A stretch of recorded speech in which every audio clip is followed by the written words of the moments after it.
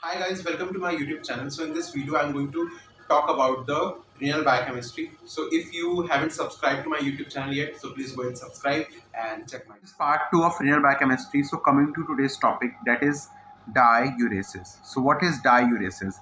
Excretion of large volume of urine is termed as diuresis, and diuresis is of three types: water diuresis, osmotic diuresis, and pressure diuresis. So what is water diuresis? Excess formation of hypotonic urine due to excess intake of water or hypotonic fluid infusion is called as water diuresis. Now, conditions that are responsible or cause water diuresis are excessive water intake or excessive infusion of hypotonic fluid, that is 5% dextrose, and diabetes insipidus.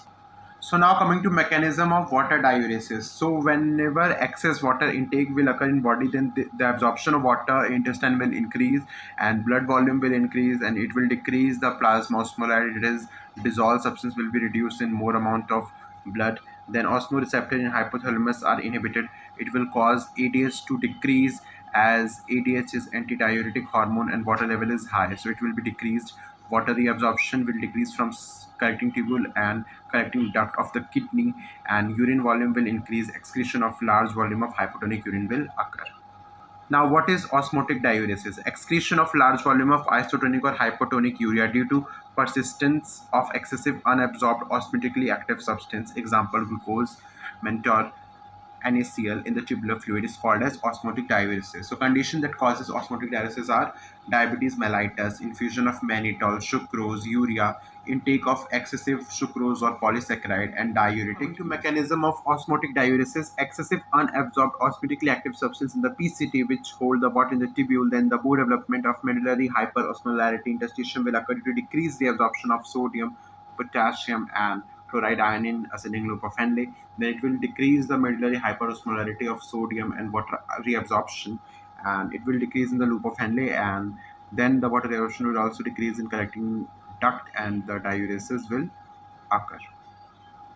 And basically osmotic diuresis. So what are the consequences of osmotic diuresis? So in case of osmotic diuresis, we know that there is the excretion of large volume of isotonic or hypertonic urea. So there will be the dehydration due to the loss of various ions and electrolytes from the body, hypovolemic shock, coma, and also the death. Now coming to pressure diuresis. It is another type of diuresis. Pressure diuresis is the excretion of large volume of urine. As a result, BP or blood pressure will increase. When systolic blood pressure is more than 200 mm mercury, pressure diuresis may occur due to the failure of renal autoregulation. So this is the pressure diuresis. Now coming to next topic, that is kidney and its function. So kidney is the primary excretory organ, and we also know that it helps in the process of urine formation and secretion of various hormones like renin, erythropoietin. So it is histologically composed of outer cortex and inner medulla. Nephron, the structural unit.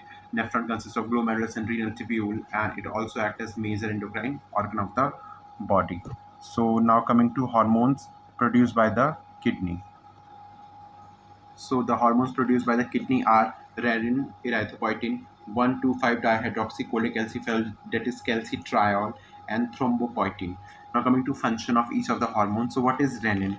Renin is the proteolytic enzyme. Plasma life of renin is about 15 minutes, and it is synthesized and stored in the active form called as prorenin in the juxtaglomerular cells of the kidney. When renal blood flow is reduced, JG cells convert prorenin to renin and secrete it directly into the circulation, and also it will increase the glomerular filtrate by vasoconstriction of afferent arteriole. So now coming to condition that increases the renin secretion, it will be sodium depletion, diuretics, hypotension, hemorrhage, upright position, dehydration, cardiac failure, cirrhosis, and various psychological stimuli, and also the constriction of renal artery and aorta. Now, what are the function of renin? So it will activate the renin-angiotensin system that play an important role in the regulation of BP and also the ECF volume, and it will help the secretion of aldosterone, which will provide the reabsorption of sodium ions and water. So now coming to second hormone, that is erythropoietin. It is secreted by extra mesangial cells of the kidney. Now this hormone is a peptide hormone that stimulates RBC production, that is erythropoiesis, in the bone marrow, and the molecular weight is 34,000 It is composed of protein 74% and carbohydrate 26%, and it is a glycoprotein. So protein 74% and carbohydrate 26%. In hypoxia, kidney releases erythropoietin due to oxygenation of tissue occur by erythropoiesis process, that is RBC production, and the source for this hormone by the kidney is 90%, by liver is 10%. So now coming to third hormone, that is 1,2,5-dihydroxycholecalciferol. It is also called as, or another name is, calcitriol. So calcitriol is the biologically active form of vitamin D. It regulates the plasma level of calcium and phosphate. And uh, fourth hormone is thrombopoietin. It will stimulate the megakaryocytes to form the platelet. Now what is megakaryocytes? They are the platelet forming cells. Now we will see some hormone that will act on the kidney. I have previously told that the hormone produced by kidney. Now these are the hormone which act on the kidney, and not produced by kidney but act on the kidney. So it is aldosterone. ADH is antidiuretic hormone. ANP is atrial natriuretic peptide. Angiotensin 2, parathyroid hormone, and catecholamine, that is epinephrine and norepinephrine. So the hormone ADH's site of action is DCT and CT. DCT is distal collecting tubule and CT is collecting tubule in the kidney of nephron, and the effect will be water reabsorption will increase. Now aldosterone, collecting tubule of nephron in kidney, will increase the NaCl, water reabsorption, and keep potassium ion secretion. Atrial natriuretic peptide, it will have its effect on DCT and CD, and it will decrease the NaCl reabsorption. Sodium chloride reabsorption will decrease. And angiotensin 2, it is its site of action is PCT, DCT, thick ascending loop of Henle, and it will increase the sodium chloride and water reabsorption, and also increase the hydrogen ion secretion. And the parathyroid hormone will have an effect on PCD, DCT, and thin ascending limb loop of the Henle. So it will increase the calcium reabsorption and decrease the phosphate reabsorption.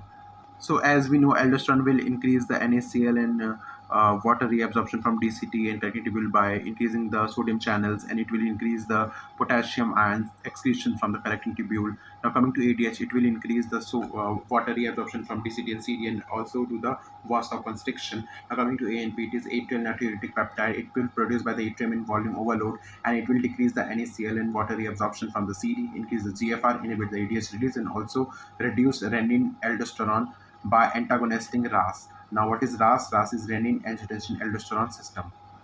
Now coming to angiotensin 2, it will increase the NaCl and water reabsorption from PCT and increase the hydrogen ion secretion. Aldosterone secretion, it will increase from the adrenal cortex and allow to increase the sodium chloride and water reabsorption from DCT and also the collecting tubule. It will enhance the ADH release and stimulate the thirst center, so that person can have the water. Thirst center will stimulate the tendency to drink the water, and it will also have the generalized vasoconstriction. In normal, it will increase the GFR concentration or decrease the renal blood flow and the GFR. So now coming to parathyroid hormone, it will increase the calcium reabsorption from DCT and decrease the phosphate reabsorption from PCT. Catecholamine is epinephrine and non-epinephrine. It will do the renal vasoconstriction and decrease the GFR, stimulate the RAS, and increase the renin secretion. NaCl reabsorption from PCT and ALH. ALH is ascending limb of Henle. Now prostaglandin and dopamine. So dopamine have three to four effects: renal vasoconstriction, increase the renal blood flow, decrease the NaCl reabsorption from PCT, and also cause the natriuresis and diuresis. Now coming to prostaglandin. So prostaglandin is a member of group of the lipid compound and derived from the fatty acid and have important function in the animal body. So every prostaglandin contain 20 carbon atom, including 5 carbon atom ring, that is hormone-like substance, and function will be vasodilatation, increase the perfusion ratio, increase the water reabsorption, and decrease the active sodium transport in the tubules. Now coming to a topic called as atonic bladder. So what is atonic bladder? It is another name is flaccid or a contractile bladder. Atonic bladder refers to a bladder whose muscles don't fully contract.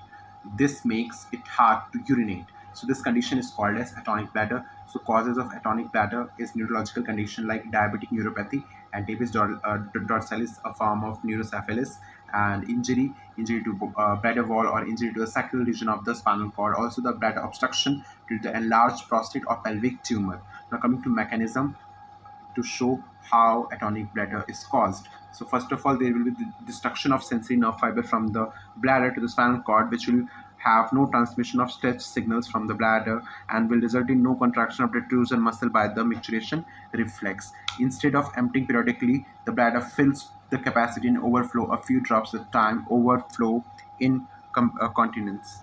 So this was the mechanism of atonic bladder. Now coming to complication from the untreated atonic bladder, it will be the bladder infection, kidney infection, also the kidney failure. So now coming to a topic called osmolarity. So what is osmolarity? It is the number of osmotically active particles per liter of the solution expressed as milliosmol per liter. Normal plasma osmolarity will be 280 to 300 milliosmol per liter, and it will regulate the serum ADH level. ADH is antidiuretic hormone.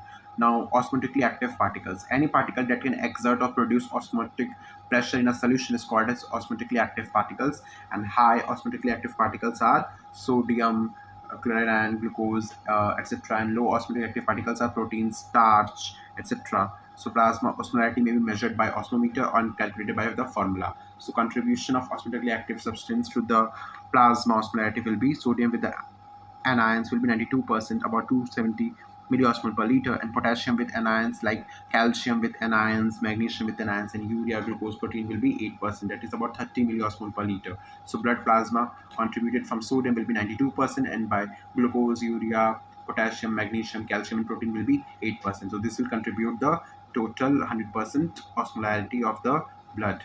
So now coming to calculation of the plasma osmolarity. So it is a summation of plasma concentration of sodium, potassium, urea, and glucose present in terms of the molarity, and it is expressed in millimole per liter. So this is 2 molecules of sodium ion plus 2 molecules of potassium ion plus urea plus glucose, all in millimole per liter. So the final formula will be 2 molecules of sodium plus 2 molecules of potassium, urea mg per deciliter by 6 plus glucose by 18 mg per deciliter.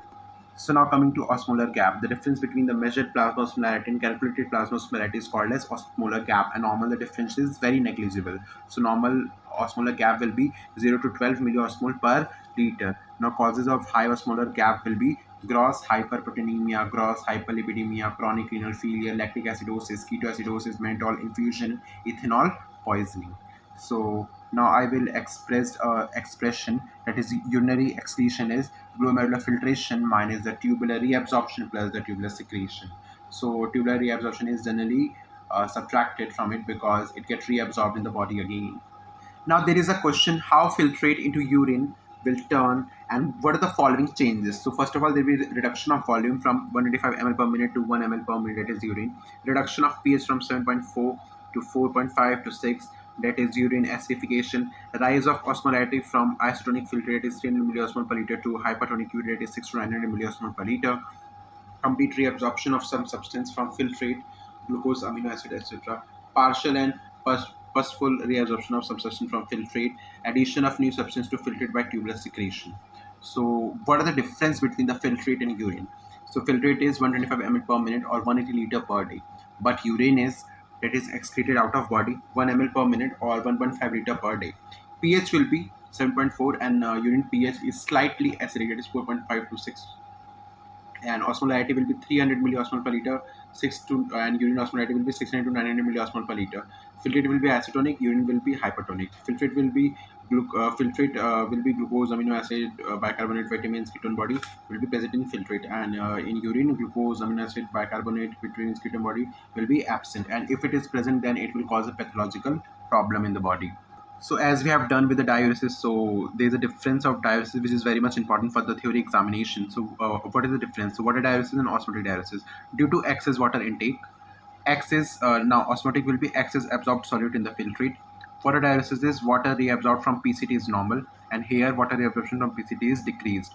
Water diuresis, water absorption from DCT and creating duct will decrease, and here the water diuresis from DCT and creating duct will also decrease. Then ADH activity will be reduced in water diuresis, and here the osmotic, it will be have normal ADH activity. Urine will be hypotonic and it will be hyper or isotonic, and electrolyte will be minimum in case of water diuresis, and it will be maximum in case of osmotic diuresis. And maximum urine volume will be 2 liter per day, and it will also be 2 liter per day. So countercurrent will not be affected in water, but in osmotic it will be affected. So this completes part 2 of renal biochemistry. I hope you like this video, and if you like this video then don't forget to subscribe to my YouTube channel and do watch the previous part. It is part 1, and I will come up with the part 3 soon. Thank you.